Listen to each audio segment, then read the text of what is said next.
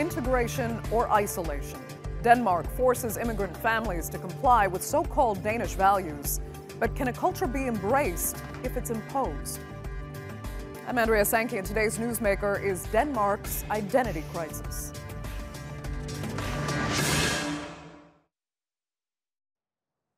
Be more Danish or lose your benefits. That's the government's new proposal for what it calls ghetto families in Denmark.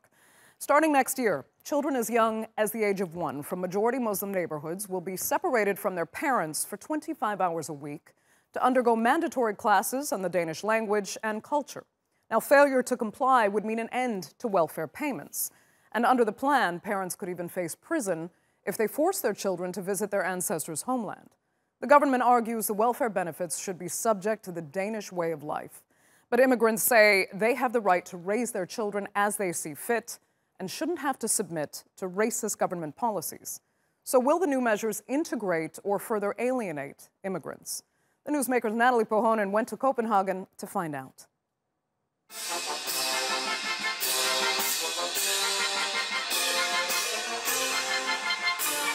At the height of summer, Copenhagen draws tourists from around the world. They come to the Danish capital to capture part of the fairy tale in the home of the Little Mermaid. It's a place full of tradition and old world charm. But there's another side to the city that most tourists and even Danes don't visit: the ghetto. Welcome to Mjølner Park. People who is living here, they feel they are living in the heart of Copenhagen and they like to live here. Mohammed Aslam is proud to be one of the first residents of this community. It's home to families, pensioners, workers, and people on social welfare. It's also one of the 25 government-designated ghettos in Denmark. Do you feel like you're living in a ghetto? No, this is not a ghetto. But it is an official Danish government term. Prime Minister Lars Løkke Rasmussen says cracks have appeared in the map of Denmark. Ghettos also reach out their tentacles into the streets and into society at large. This year, his government launched a plan to abolish ghettos by 2030. To do that, it will increase policing, monitor who can live in these neighbourhoods, and tear down old buildings. What makes for a Danish ghetto? The criteria include having at least 50% of residents from non-Western backgrounds, unemployment at 40%, and almost 3% of residents with criminal convictions. Mjølner Park doesn't meet the conviction figure, but about 80% of its residents come from a non-Western background. I have 4 kids. They are born here in Mjølner Park here, and they have taken high education. Some of them are in university still, but they are taking this area down because I am their father. I was born in Pakistan. If you live in a ghetto, certain rules will apply to you that won't affect people living just a few streets away.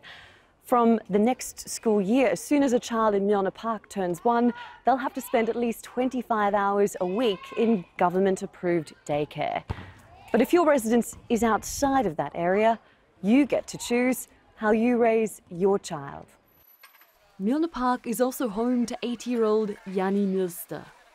Many people say, Mjølnerparken, oh, we don't want to come here. We are so afraid.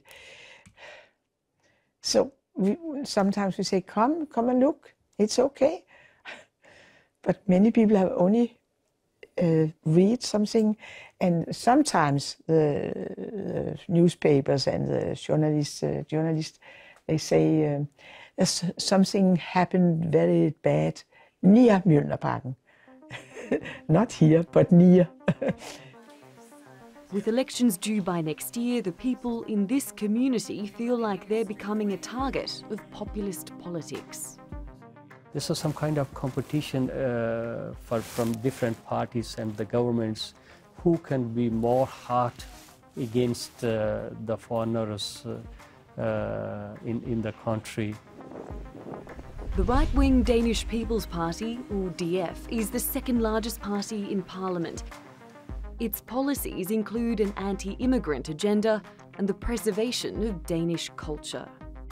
We have groups in Denmark, mostly within the Muslim society, who are not able to or willing to be a part of Denmark, Danish culture and Danish values. What are those values? We speak the same language, we have the same culture, we have some of the same traditions, and of course we are a democracy, we have freedom of speech, and this is some of the things that defines the Danish people. Denmark is home to less than 6 million people, and it's a mostly homogenous society. About 87% of people are of Danish descent. The government says it's worried about the growth of parallel societies, creating a counterculture in Denmark. In 2009, the DF recommended introducing a ban on wearing face veils in public. The proposal didn't have enough backing to pass. Fast forward to 2018, and the government proposed it again. This time, there was cross-party support. It's now the law. Some of the Muslims that are in Denmark, they believe that they should be covered. And if you ask me, that is not acceptable. The group Women in Dialogue says the ban affects about 80 women. Hani Ali is one of them. Life has been very restricting. It's very hard to be criminalized from one day to the other, so now you feel very insecure when you walk outside. She says she can count on her hands the number of times she's been outside since the ban. If it was to free us, and it was to liberate us and make us free women, why does this law then not work that way? Why does it take away the rights of women? Why does it oppress women that were free before? This is a very clear attack not only on us for choosing to cover our nose and mouth, but a clear attack on Islam in society. This is showing that there is no space for Muslims in society, and as long as we choose to express our religion and practice our religion openly, we're not welcome in society. Denmark is an open society. We've been so for many years, but some people are taking advantage of that, and that's not okay. Not far from Mjølner Park, there's a skate park. People from nearby districts are all making the most of a sunny day. It's a vivid example of a multicultural and harmonious Copenhagen. But the political debate shows another side of the country. If you want to look at the Danish society, you also have to look at our history, you have to look at the people who've been living here for a long time, and you cannot come and just claim to be a Dane and not take all this into consideration. I believe that is offensive to the Danish people. You can be a part of Danish society. Can you be considered Danish? Yeah, if you adapt the values and the culture and the tradition, then of course you can become a Dane. Maybe it will take 1 or 2 or 3 generations. But what will it mean for the next generation of Mjølner Park? This is not this democracy and freedom. I lived and loved it, and I have spoken about it in almost whole world about it. Make your country like Denmark. Make your society like Danish society. Make your democracy like Danish society. I can't say it, no, I can't say it more.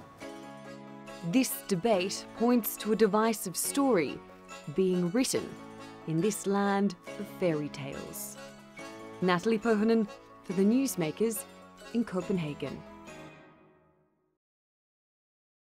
Let's cross to our panel now in Copenhagen. Martin Agerup is the director of the Danish Center for Political Studies. Leila Balhaj is a human rights activist.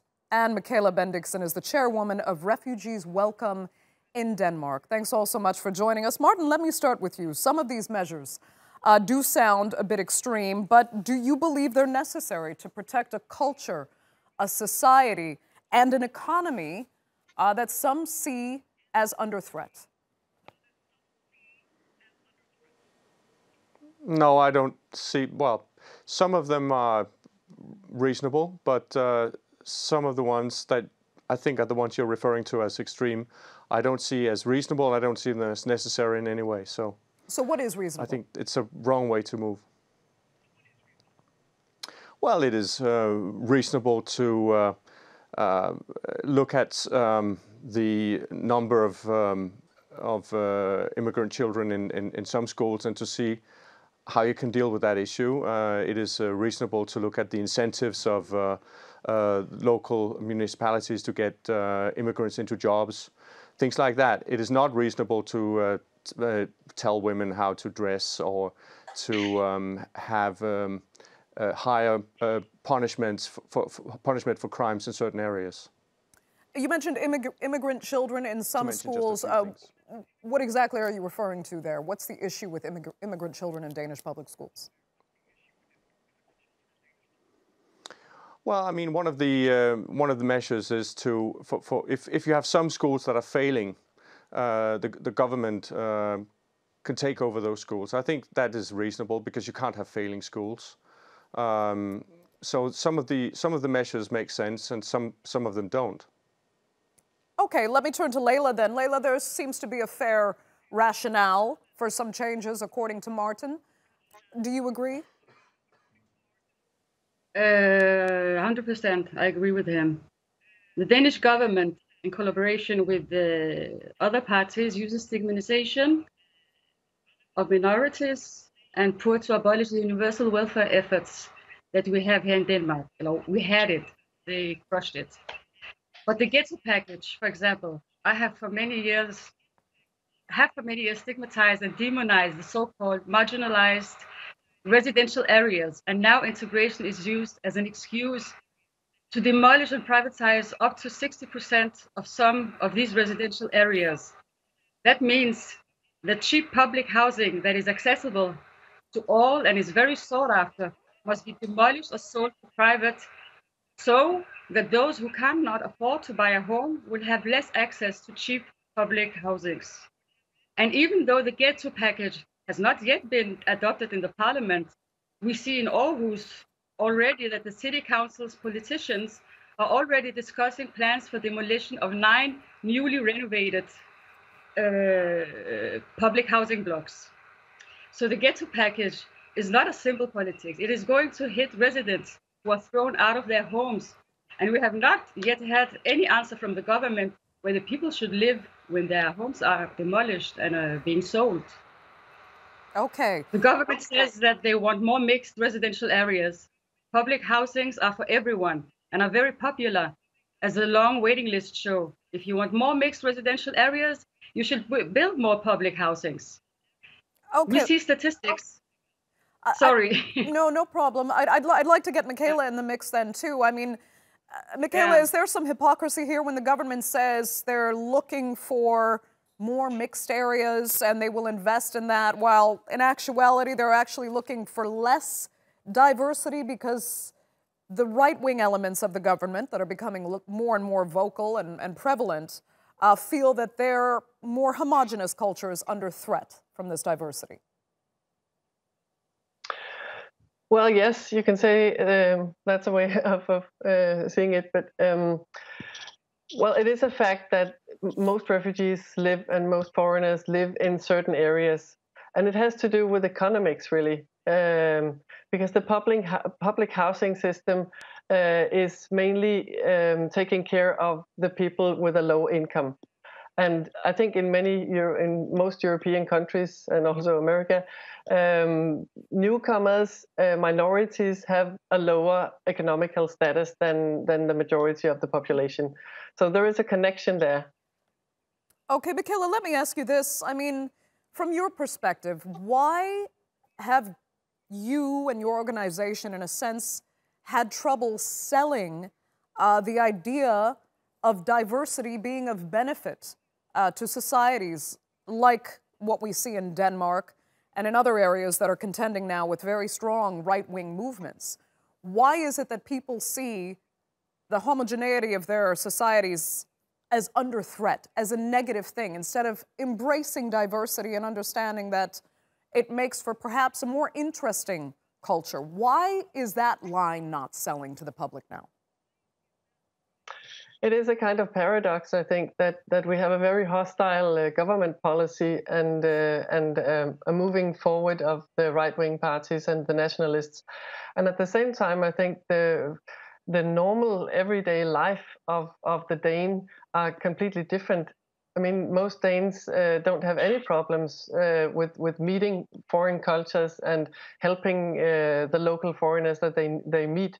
That's what we hear from all the people we're in contact with. And Denmark is especially known to be a very tolerant and open-minded and relaxed society, supporting personal freedom and individual rights when it comes to sexuality and free media, alcohol, religion, and so on.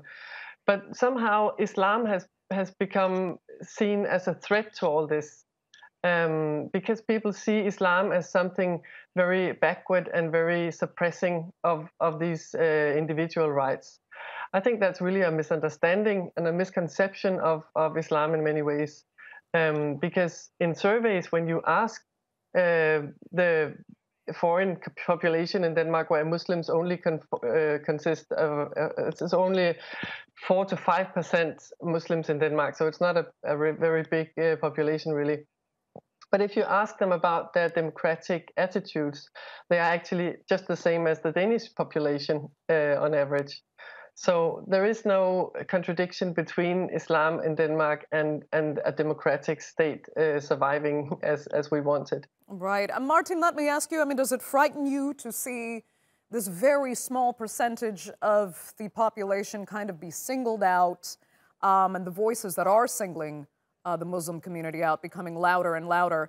It does evoke memories of a very distressing past in Denmark and across Europe when the fascists rose to power under Nazi influence in the 1940s. I think that's being a little bit melodramatic. I think we do have to acknowledge that there are some problems. I don't think it's helpful to suggest that that this is kind of an extremist movement in general. There are, as in any political, in any society, you have some extremists, but generally speaking, people are concerned. They are worried that there is an increasing share of the population that is Muslim. This is something people are not used to. They're culturally different, and there are some problems that I think we do have to acknowledge. I mean, in Denmark, the situation, the economic situation is that immigrants non-Western immigrants are a drag to public spending. There's a huge spending that is not covered by the taxes that non-Western immigrants pay, because a very high proportion of them are not in employment. Now, that is partly just an economic issue, but it may also be a cultural issue. There are other problems with I don't entirely agree with the statement that Muslims in Denmark have democratic values that are similar to the Danes. There are issues there with, we had problems when we published cartoons, for instance, in Denmark, depicting the Prophet Muhammad. There was a lot of Muslims who wanted that to be illegal. And that goes counter to fundamental Danish principles. So there is a debate here. But what we need to do in Denmark is to stick to our principles in that debate and not introduce measures like forcing Muslims not to wear niqab or burqa, which is against our principles. People should be allowed to dress the way they like. Okay. I mean, Layla, do you accept, though, that there are some, perhaps, as Martin was saying, some elements in the Muslim community in Denmark that have tainted the entire community with an extreme sort of brush, going back to the cartoons that were very infamously published in Denmark and the riots that erupted? Is there a responsibility on behalf of the Muslim community to also be more accepting and tolerant of the very liberal Danish values that some Danes feel are now at stake? I don't think it's the same. Cartoons are one thing, and clothing are another thing. Okay, let me ask Michaela then. Michaela, where is the issue here? Michaela, why can't a better middle ground be found? I agree totally with Martin that we have to stick to our liberal values and our freedom of speech and freedom of mind and everything. And this new ghetto plan, as it's called, it's trying to integrate people by force, and that's not possible. You can't integrate people by force. You can't ban people's way of life to try to change it. What we should do is what we have been doing for many years, and it's actually working well. It's going better and better. We talk about integration in Denmark like it's a complete failure, which it isn't. The majority of the newcomers, the foreigners, the Muslims in Denmark are well integrated. They are working, they go to school, they speak Danish. It's only a small minority that we have problems with and that disagree with the classic Danish values. So I think we should believe in what we have been doing and what is working. Social support in these neighborhoods, more voluntary offers to the mothers. I mean, this idea of sending children to nursery schools against the parents' will is extreme. You can't force parents to do something to their kids that they don't agree with. And I think all foreigners in Denmark who don't speak Danish as their native language, they wish their children to be fluent in Danish. Of course they do. So there's no reason to try to force anything. You should give these parents some good opportunities and explain to them why it's a good idea to do this or that, and to help them support their language, the language with their children, which most of them will agree to and be happy about. Okay. Martin, let me just ask you then, is what we're seeing here, elements of the government then pandering to a very vocal right wing, which ultimately ends up compromising Danish values in itself, the tolerance, the acceptance that Denmark has always been proud of? Well, this is not just an issue of right or left wing. The Social Democrats have moved in this direction and agree with most of what the government is doing in terms of integration these days. Then why have they changed their mind?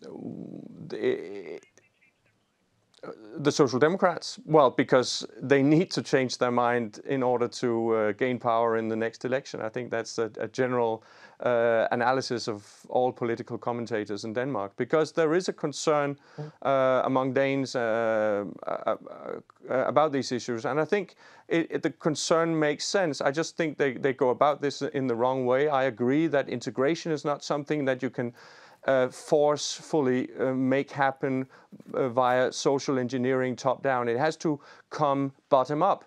I think some of the things that need to be done is that we need to make sure that immigrants have a strong incentive to find a job. And we need to create a labor market that is more flexible at the bottom. Generally speaking, when people speak about the Danish labor market, they see it as very flexible. But the fact of the matter is that the de facto minimum wage is approximately €18, $15. And that is too high for people who come to the country, don't speak the language, are not part of the culture, need to sort of find a way into the labor market. So the last few rungs on the ladder of employment are missing, and it's very difficult for them to get entry-level jobs in Denmark. Okay, Martin Ergerup, I'm going to have to give you the last word. Very unfortunately, we're completely out of time for this segment of The Newsmakers. Thank you all so much for joining us there from Copenhagen.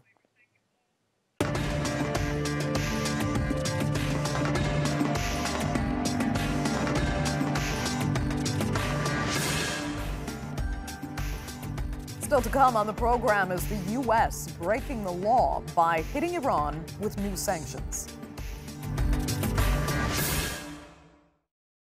Well, Iran has taken the United States to the International Court of Justice over what Donald Trump describes as the most biting sanctions ever imposed.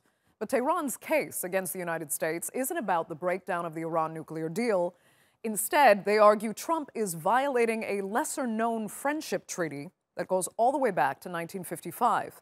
Officials in Washington are calling the argument weak, but will the UN agree? After all, Iran's fragile economy is on the line. Shoaib Hassan reports.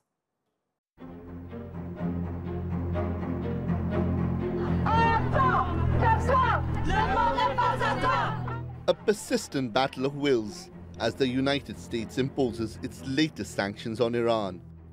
They were one of President Donald Trump's campaign promises to end what he claimed was a faulty international nuclear peace deal. That deal halted Tehran's nuclear weapons program in exchange for the country's international rehabilitation, but that appears to be over after Trump announced the curbs in May. And he's only raised the pressure more on Twitter. The Iran sanctions have officially been cast. These are the most biting sanctions ever imposed, and in November they ratchet up yet to another level. Anyone doing business with Iran will not be doing business with the United States. I am asking for world peace, nothing less. It's drawn a furious reaction from Iranian officials, especially Foreign Minister Javad Zarif. Tantrums and cap tweets won't change the fact that the world is sick and tired of US unilateralism. Stopping US trade and killing 100,000 US jobs is fine with us, but the world won't follow impulsive tweeted diktats. Just ask the EU, Russia, China, and dozens of our other trading partners. Iran insists it's been unfairly targeted despite rolling back its nuclear program, a fact confirmed by international experts.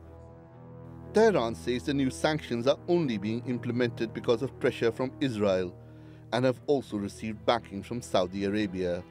The sanctions are also contrary to European Union efforts to resolve the crisis. The EU says it will be business as usual with Tehran. This blocking statute has now been updated, so the legislation in Europe protects European businesses from the effect of the US sanctions. Indicating to these companies that they should comply with European legislation rather than with American one.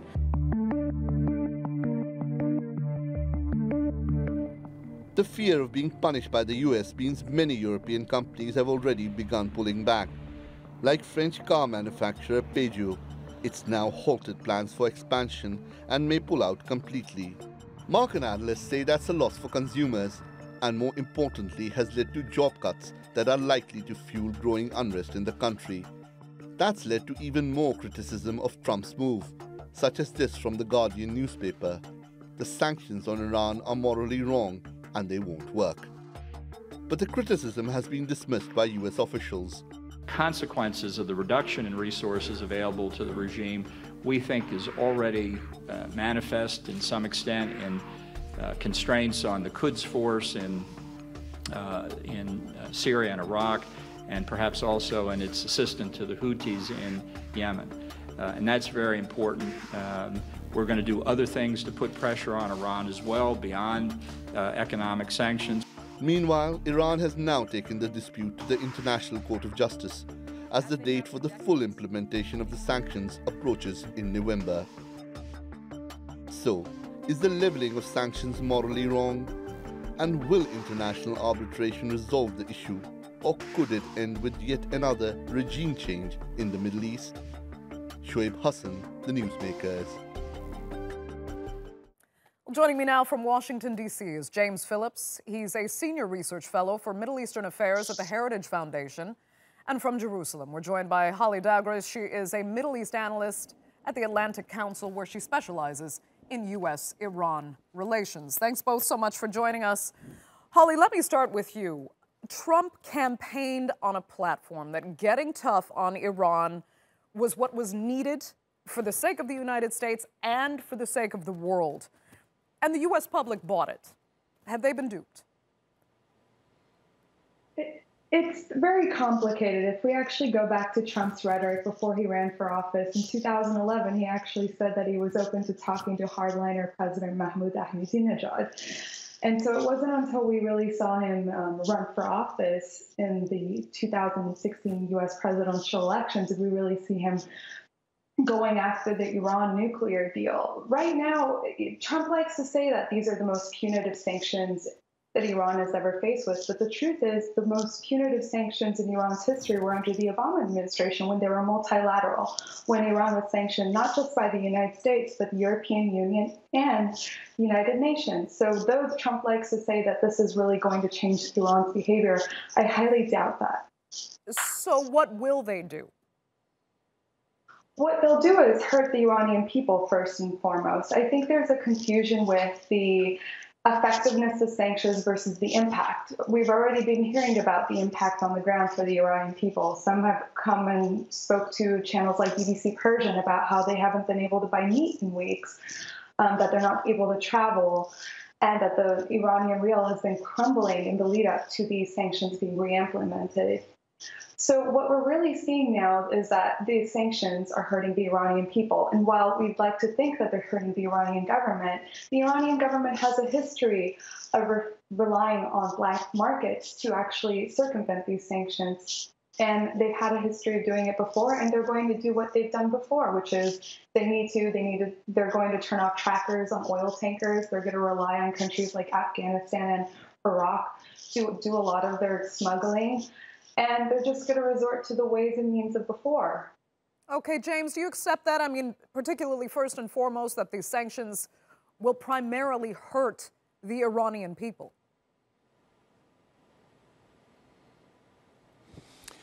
Well, I think the sanctions will, in part, hurt the Iranian people, but the primary target and the main entity that will be affected is the Iranian regime.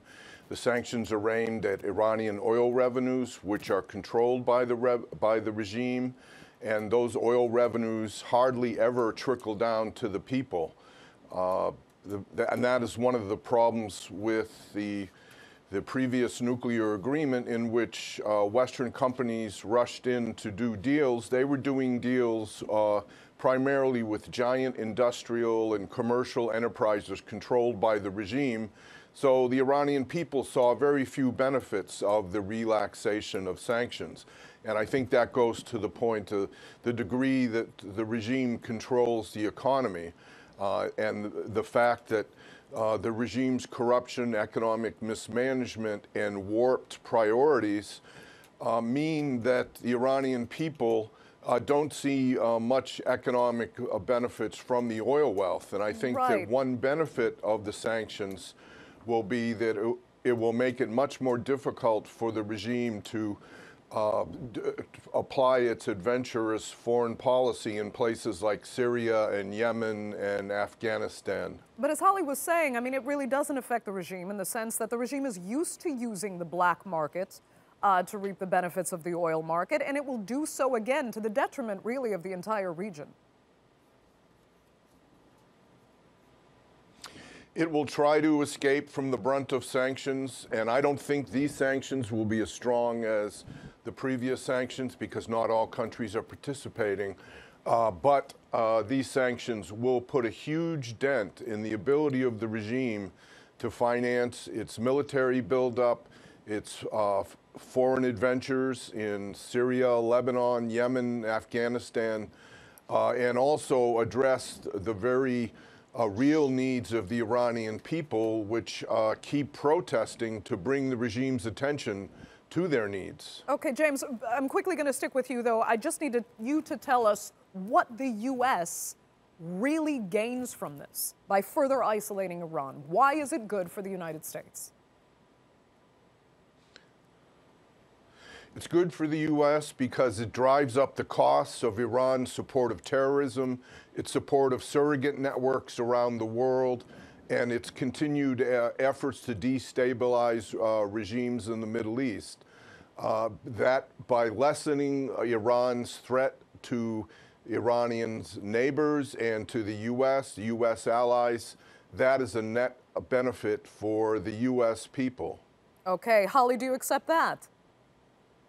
I mean, these sanctions, if we're going to look at them in terms of being smart sanctions, yes, they're supposed to target the Iranian government and target the regional ambitions in Iraq and Syria. But we have to also remember that at the height of these punitive sanctions under the Obama administration in 2013, Iran was already in Syria, and that was the worst.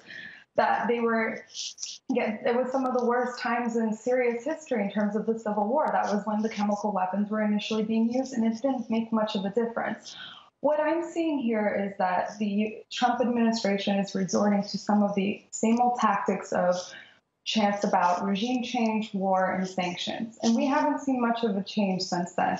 I think what the Trump administration should have done is actually use the JCPOA, the Joint Comprehensive Plan of Action, as an example of a confidence-building measure, and then sat down with Tehran to talk about other things, whether it be its regional ambitions, what its harassment of boats in the Persian Gulf, and so on and so forth. So this could have actually been a great opportunity for the Trump administration to approach the Iranian government, which essentially Trump has said he was willing to talk to.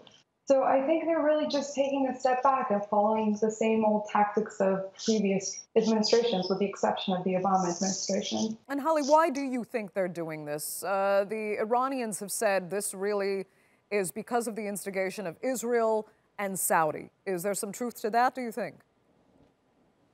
Well, I mean, there is some truth to that for the Iranian government. They look at everything as more of a threat of regime change. Their raison d'etre is to go against the United States and Israel, and partly because there has been a history of regime change in Iran. We have the 1953 coup d'etat of Prime Minister Mohammad Mossadegh. They have the backing of the Shah, despite the countless human rights violations he's committed. So the Iranians are looking at the history in the past, and they're looking at how are we going to defend ourselves? We don't have the military capabilities of Israel and Saudi Arabia. We're relying on military hardware that predates the 1979 revolution.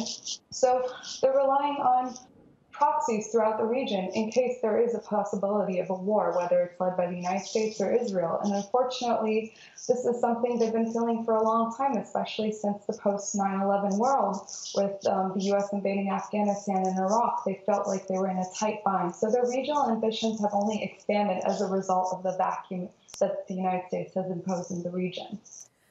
Okay, James, let me put this to you, because some who oppose the sanctions argued that the Iranian regime was actually on the verge of breakdown because of internal issues that it couldn't deal with. The breakdown of its economy being entirely the fault, as you had said, of its own mismanagement.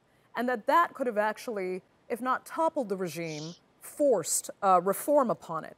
Now they're arguing that what Trump has done could actually backfire by giving the Iranian regime a scapegoat, by being able to blame the U.S., again, for all of its economic woes, even when it was in large part of their own making. Do you accept that? No, I don't, because the regime has used the U.S. as a scapegoat from the very beginning, and its incessant chants of death to America are a sign that, you know, it already blames the U.S. for all of its problems. And as we've seen in recent protests, they continue to chant death to the dictator rather than death to America. So it shows that Iran's people blame the regime for the economic problems. They still don't blame the U.S. sanctions for them. And indeed, the sanctions really haven't hit yet. But there is a chance in the future, once they really do hit, that the U.S. could be blamed for those problems. And I think that's one reason why Secretary of State Pompeo is correct to stress that the U.S. stands with the Iranian people and is willing to reopen perfectly normal relations once Iran's radical regime stops trying to undermine the neighboring governments and export its revolution, which it's been doing since 1979. Okay. Holly, let me address this with you. We all know these were unilateral sanctions. Europe tried very hard to stop the United States from pulling out of the nuclear deal with Iran. And Javad Zarif had said, as we saw in that report, that the world is sick of the United States unilateralism, and that this move will actually backfire on the U.S. But I'm going to ask you, even if the world is sick of unilateralism, do they have a choice? Is there any way the world can bypass the U.S. at this point? I think you raised an important question. For the European Union right now, they're kind of stuck in a bind because here they are trying to tell their companies that have invested in Iran post JCPOA to stay in the country and don't worry about it. We'll deal with the Trump administration. But even before some of the sanctions had hit, a lot of these companies were pulling out. And so even though there are European officials saying that they're trying to take care of things and they've just given an aid package to Iran to help with investment, it doesn't mean that they're able to prevent the Trump administration from implementing these sanctions and actually threatening these companies that do mostly business in the United States and are multinational companies. So the European Union can promise these things, but that doesn't necessarily mean it's going to trickle down to these companies. Okay, James, is the United States kind of abusing its power and influence, as Javad Zarif has said? I believe the United States has been bending over backwards to show restraint. The U.S. still hasn't reacted to the Iran failed plot to assassinate the Saudi ambassador in a Washington restaurant in 2011. That plot was traced back to the Quds Force of the Revolutionary Guards. The Obama administration did not react to that, but that is an example of the kind of terrorism that Iran has gotten away with. In that case, the plot was foiled. But in other cases, such as the bombing of the U.S. Embassy in Beirut, the Chancery Annex, the taking of American hostages, not only in the U.S. Embassy in Tehran, but 15 American hostages taken by Hezbollah at Iran's orders in Lebanon. Those are long-standing acts of terrorism that Iran has gotten away with. And the sanctions are a means of putting pressure on Iran to stop those type of activities without having to go to war. Now, if the U.S. didn't impose sanctions, I guess some people may be happy that it would go to war instead with Iran. But I think it's correct to try sanctions and diplomacy first. Okay, Holly, if you had a response, you can go ahead quickly. If not, I'd like to finish on one final point with you. Please, I just wanted to add on the Saudi front. A lot of the best CIA analysts in Washington have all come out and said that that was very hard to believe that Iran was involved, and it was quite sloppy.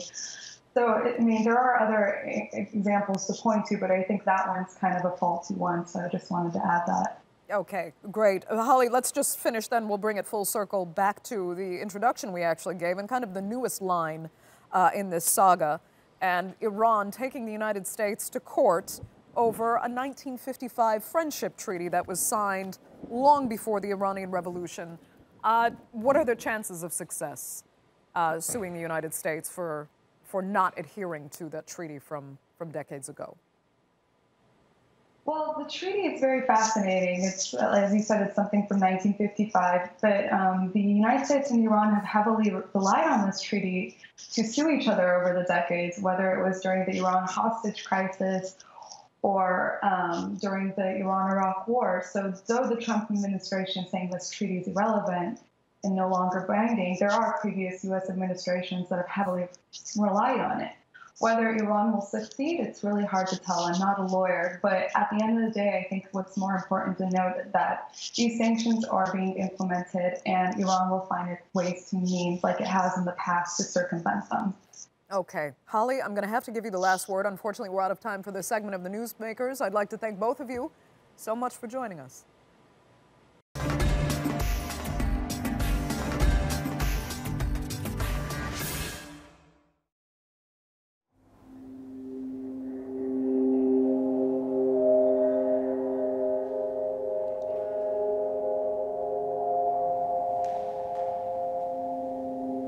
Tú bien sabes que todos los boxeadores hemos pasado por necesidad, salir adelante, sobresalir. Y es un deporte bien duro, es uno de los deportes más duros.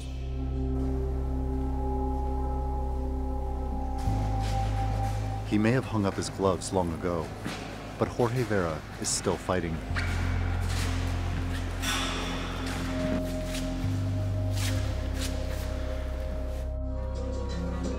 His gym sits in the middle of a market in one of Mexico City's poorest areas. Tepito es barrio bravo porque desde el tiempo, yo me acuerdo tiempo de mis abuelos, eso, siempre barrio bravo porque no te dejabas. Eras una persona que eras bien luchona, no te dejabas, ¿sí? Por eso es barrio bravo de Tepito.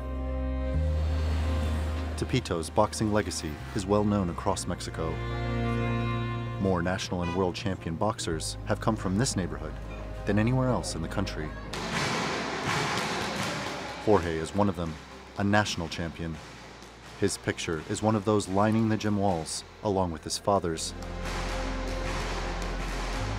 And just like his father did for him, he's training young boxers in Tepito to perhaps one day become champions themselves, while keeping them away from gangs and drugs. Dos chavos que yo estuve entrenando los mataron. ¿Por qué? Porque los chavos se querían sentir ya mejor, unos leones queriendo sobresalir de los demás. Tepito is one of the many places in the country where poverty and violence intersect. But there's hope here that Mexico's president-elect, Andrés Manuel López Obrador, and his left-wing Morena party will help millions of people break out of poverty. Que tuviéramos una oportunidad de vida mejor, porque realmente la oportunidad de salir adelante es muy baja. Trabajas toda tu vida nada más para comer, no puedes hacer como grandes cosas. Que le importe México más que nada, que no sea una persona como que nada más soy presidente para ganar dinero. Que le importe México realmente el país, las personas, la pobreza del país, que le importe.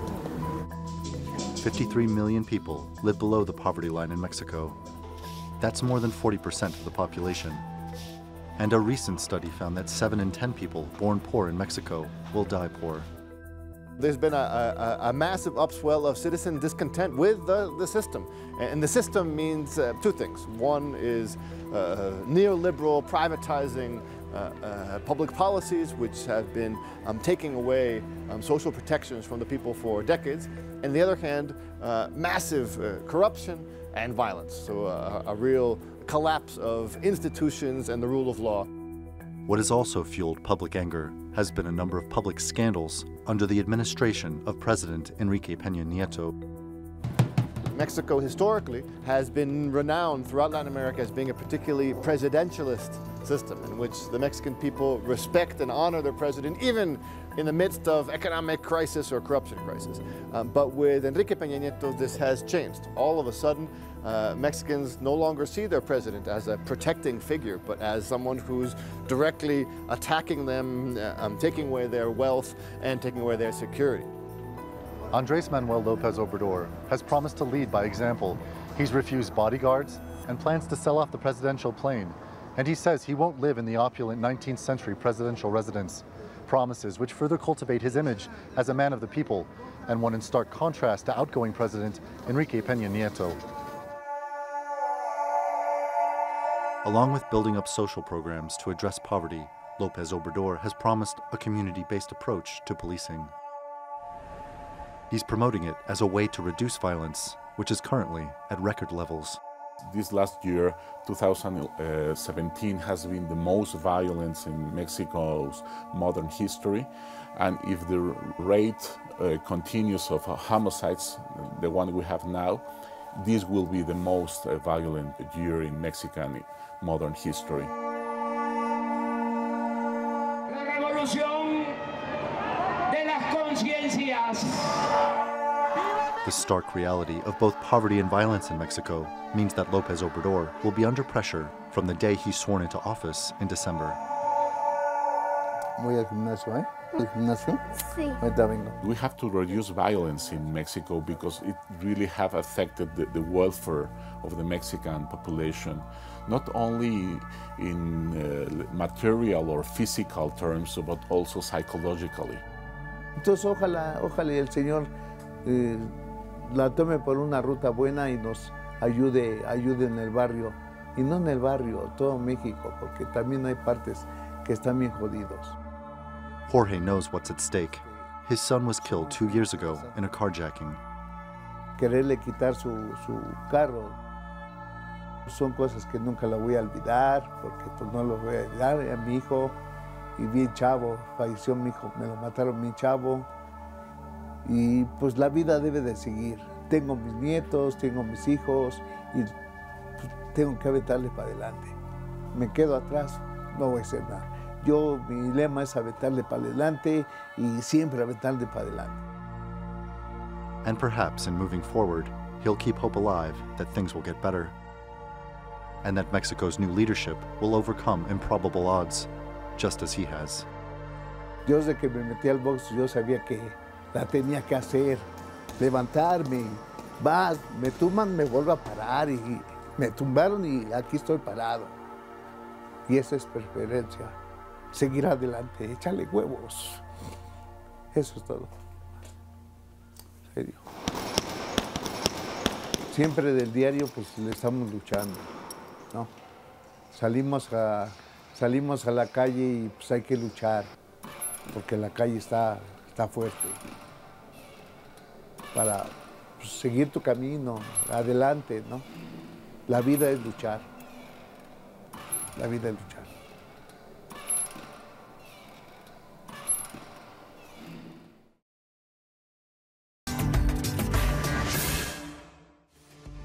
That's all for this edition of The Newsmakers with me, Andrea Sankey.